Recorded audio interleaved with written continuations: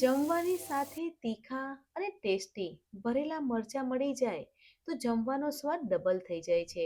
આજે આપણે કાઠિયાવાડી સ્ટાઇલમાં ભરેલા મરચાં બનાવીશું. ભરેલા મરચાં બનાવવા માટે મેં 200 ગ્રામ મરચાં લીધા છે. અહીંયા મેં દેશી મરચાં લીધા છે, જે આપણે નોર્મલ શાકમાં યુઝ કરીએ છીએ તે જ મરચાં લીધા છે. તમારે લવિંગિયા મરચાંનો સંભાર બનાવવો હોય તો પણ બનાવી શકો છો, અને નાના તીખા મરચાં મળે છે તેનો સંભારો પણ બનાવી શકો છો.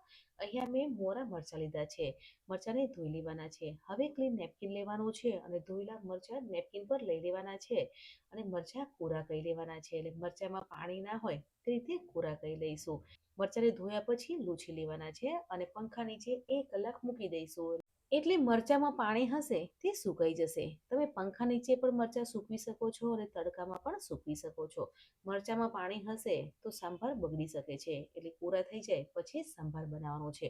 અહીંયા મરચાં સુકાઈ ગયા છે તો મરચાંને કટ કરવાના છે. આજે આપણે મરચાંનો સાંભાર બનાવીએ છીએ ત્યારે હું મરચાંને નાના પીસમાં સમારું છું. તમારે આખા મરચાં રાખવા હોય તો પણ રાખી શકો છો, પણ મરચું હોય તેને વચ્ચેથી કટ લગાવવાનો છે. અને એક મરચાંના 2 થી 3 ટુકડા કરીને સાંભાર બનાવવો હોય તો પણ બનાવી શકો છો. પણ આજે હું સાંભાર બનાવું છું તે શાક રીતે બનાવું છું, એટલે મરચાંને નાના પીસમાં સમારી લેવાના છે. એટલે 200 ગ્રામ મરચાં લીધા છે તે બધા જ મરચાંને નાના પીસમાં સમારી લઈશું. અને તમારે આનાથી પણ નાના પીસમાં સમારવા હોય તો પણ સમારી શકો છો, અને 2 થી 3 મોટા મરચાં રાખવા હોય તો પણ રાખી શકો છો. અહીંયા મેં બધા જ મરચાં સમારી લીધા છે, તો મરચાંને બાઉલમાં લઈ લેવાના છે. અને ટેસ્ટી અને ચટપટો સાંભાર બનાવીશું, કે તમે મરચાંનું શાક પણ કહી શકો છો. તો મરચાંમાં હાફ ટીસ્પૂન હળદર પાવડર, 1 ટેબલસ્પૂન મીઠું અને 1 લીંબુનો રસ ઉમેરવાનો છે. અને મીઠું, લીંબુ અને હળદર સાઈડથી મિક્સ કરવાનું છે. લીંબુ ઉમેરીએ છીએ તો મરચાંમાં ખટાશ આવે છે, એટલે સાંભાર ટેસ્ટી લાગે છે. બધી જ વસ્તુ સાઈડથી મિક્સ કરવાની છે અને 20 થી 25 મિનિટ મૂકી દેવાનું છે, એટલે લીંબુની ફ્લેવર મરચાંમાં આવી જશે. અને આ રીતે સાંભાર બનાવીએ છીએ ને તો સાંભાર ટેસ્ટી અને તીખો બને છે. હવે ચટપટો મસાલો બનાવવા માટે 2 ચમચી સૂકા ધાણા, 2 ચમચી વરિયાળી, 1 ચમચી મેથી, 1 ચમચી રાઈ અને 1 ચમચી જીરું લેવાનું છે. તમારે વરિયાળી વધારે લેવી હોય તો પણ લઈ શકો છો. બધા જ મસાલાને ધીમા તાપે શેકવાના છે, એટલે મસાલાની ફ્લેવર આવશે. આજે આપણે દેશી સ્ટાઇલમાં સંભાર બનાવીએ છીએ, એટલે મસાલાને શેકીએ છીએ. અને અહીંયા તમારે રાઈના કુળિયા અને મેથીના કુળિયા ઉમેરવા હોય તો પણ ઉમેરી શકો છો, પણ અહીંયા આપણે આખી રાઈ અને મેથી લીધી છે એટલે રાઈના કુળિયા ઉમેરવાની જરૂર નહીં પડે. મસાલા સરસ એવા શેકાઈ ગયા છે તો ગેસ બંધ કરી લઈશું. હવે ગેસ બંધ કર્યા પછી હિંગ ઉમેરવાની છે.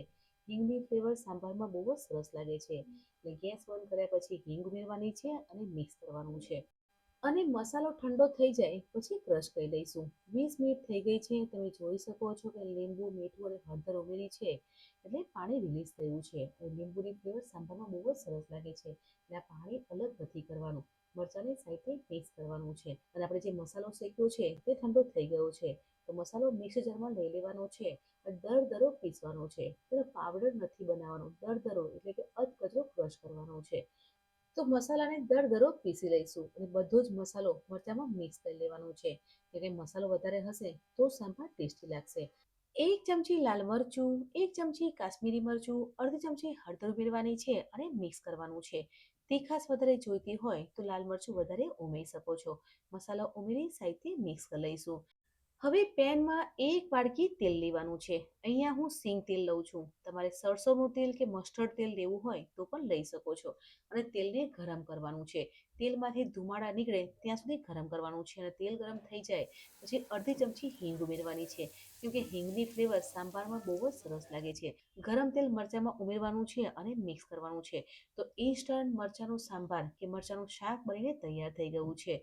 ફ્રેન્ડ્સ, જમવાની સાથે આ મરચાંનો સાંભાર બહુ જ ટેસ્ટી લાગે છે, એટલે જમવાનો સ્વાદ ડબલ કરે છે. અને એક ટાઈમે જો શાક ના હોય ને તો મરચાંના શાક સાથે પણ રોટલી ખાઈ શકો છો, તેનો ટેસ્ટી સાંભાર બને છે.